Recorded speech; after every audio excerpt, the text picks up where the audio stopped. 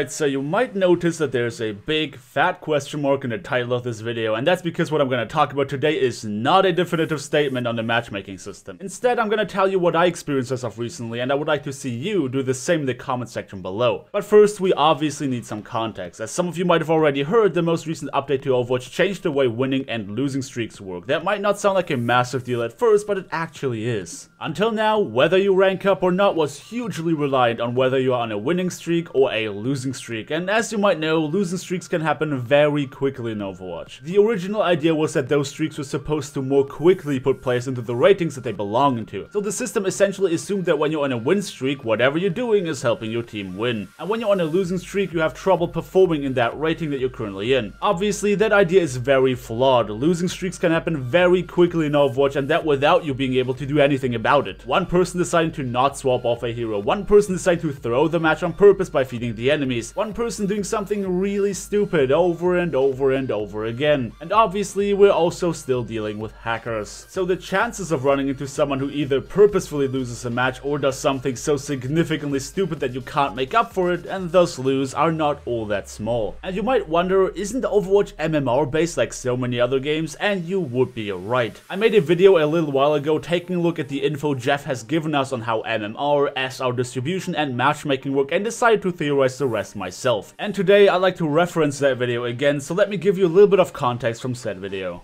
The amount of SR you get is a result of complicated calculations. The game takes a look at your own performance on the heroes that you played and compares that to how other players on the same hero around your rank have performed. If you played Soldier 76 and you're equally as good or even better than the average soldier around 2800 SR, you'll be rewarded with more SR. If you consistently perform that well on this character, maybe it is your main, the rewards get even higher, because the game assumes that your good performance was not based off of luck, but based on the fact that you're just really good with that hero and thus could probably perform in a higher rank if you were playing that hero. But of course, there are more factors. Maybe in this particular match, the average SR of your team was higher than that of the enemy team, increasing the theoretical chance of your team winning. This takes a bit away from the SR gained, depending on how big the discrepancy is. Let's say that the MMR value is scaled from 1 to 5000, just like the SR does. Assuming that your MMR and SR are both on a 3500 value, your SR gain-loss ratio would reflect that the game tries to keep you around that 3500 rank. Your gameplay performance has not changed much for either the better or for worse, so you gain very little SR after crossing 3.6k to make sure you're not matched against people who outperform you, but you gain more when dropping below 3.5k to make sure you don't stomp on people who are way worse. And that happens until your MMR value changes, which it only does if your performance either significantly improves or does the opposite. Now, if we were assuming that those theories were accurate, then there would be one crucial factor that I ignored: the significance of the winning and losing streak system. As mentioned in that video, the SR distribution system is far more generous with tweaking your value than your MMR. The game carefully observes how you perform over a longer course of time and tweaks your MMR value according to a longer, more persistent level of gameplay performance. Whereas your SR is tweaked very harshly all the time based on the assumption that your winning and losing streaks are caused by your own good performance or the lack thereof. The only thing that is then determined, according to my theory, is how many points you gain or lose during your streaks. So if you are ranked in 2500 but your MMR suggests that you're good enough for 3000, you get more points during a win streak than someone else whose MMR values their performance to be no better than 2600. Simultaneously, a person with an MMR suggestion of 3000 would lose less points on a losing streak when still on a 2500 rating, because for the sake of balancing matches appropriately, the game does not want you to drop too low in SR from where your MMR stands. What this entire theory, while based on my own experience, does not take into consideration is how quickly players can go on winning or losing streaks purely based on luck or the lack thereof. That means that players may very well end up in a rank that is way too high for them according to their own MMR, but the winning streak multiplier was already so high for them to not have to care, obviously meaning that you now have a player in a high rating who can't perform at that level. Hence the problem of what the community considers boosted players, a player who painfully underperforms. While I did talk about different reasons for why a player you come across might seem boosted in another video, again, one thing I did not take into consideration at that time were winning streaks. Honestly, I did not realize how big of a deal winning and losing streaks were until just shortly before they changed it. I mean, winning streaks always made sense to me to some extent, but losing streaks felt like an unnecessary punishment for something players very often have absolutely no control over. Now fast forward to the Uprising update. Before that patch, I had severe trouble getting my ult account up into Masters. It's a story I reference very often already. I hit 3.4k, then tilted for 7 hours straight, tanked my rating down to 2.9k, and with that, my MMR as well. The reason I could not reliably rank back up again was because I'd be suffering losing streaks over and over again whenever I got close to 3.3k, and obviously I lost more SR than I gained because I tanked my MMR. Well, even after pumping another 15 hours into ranked on that account, presumably fixing my MMR, I would still run into people throwing, others tilting, and also the occasional Season 3 silver that decided to boost this rank by hacking. So usually, by the end of my streams, I would either have climbed only marginally or have dropped in rating, rarely ever ending off higher than 3.1k. I just couldn't get any win streaks anymore. Well, that changed in the last couple streams that I had. Suddenly I would be getting what I consider a very appropriate amount of SR for every win, and lose less than that. Ironically, I finally went on a win streaks after that update went live, but obviously so no gains. Essentially, win streak bonuses are only a thing for Smurf accounts now, where players have deliberately D-ranked to shit on others, but obviously perform way better than them. Bottom line for this update is that your SR gains and losses are now much closer tied to your MMR, and I wanted to test that out. So one day on stream I picked up a completely new hero for me and decided that I want to practice him. Needless to say, with that being the first time that I played this hero in a competitive environment, I painfully underperformed. After 2 hours of pretty poor gameplay compared to what I usually bring to the table, I still saw no difference in the amount of SR that I gained and lost, reinforcing my idea that your MMR is only tweaked very slowly, and it does take into account that you might just have a bad day. So what does that mean for the future when it comes to our ladder experience? Well, that means that it should theoretically put an end to the guessing game, and it should put an end to the claims of I'm stuck in a rating that is way too low for me. Meaning that if you see very poor SR gains after this update, it means that you ended up in a rank that was too high for you according to your own MMR. And if you get more SR after this update, that means that you really were in a rank that is too low for you. And so far, that's exactly what's been happening to me. I always considered my flex gameplay to be mid-diamond, and it undeniably feels like the game is trying to push me towards this mid-diamond rating if I don't play supports. That means that over the long run, players who were indeed boosted by win streaks should fall out of their ratings, and those stuck down below thanks to losing streaks should eventually rise up over time. And again, this is where I need your guys' input. Please comment down below if you've seen any changes for the better or for worse after this update. I would like to encourage you to try and be realistic when it comes to evaluating your own gameplay performance. I also wouldn't claim that my Reinhardt gameplay is high masters only because I'm a confident shot on Zenyatta when playing my main. But this is me done for the day. I'm looking forward to hearing from you guys, but until then, if you enjoyed the video, do let me know by dropping me a like on your way out, subscribe if you want to see more, and hope to see you all next time.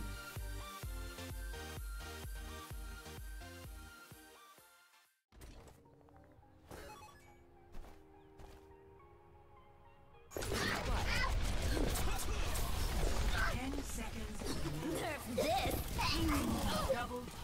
Triple kill. I'm on a roll. Here they come.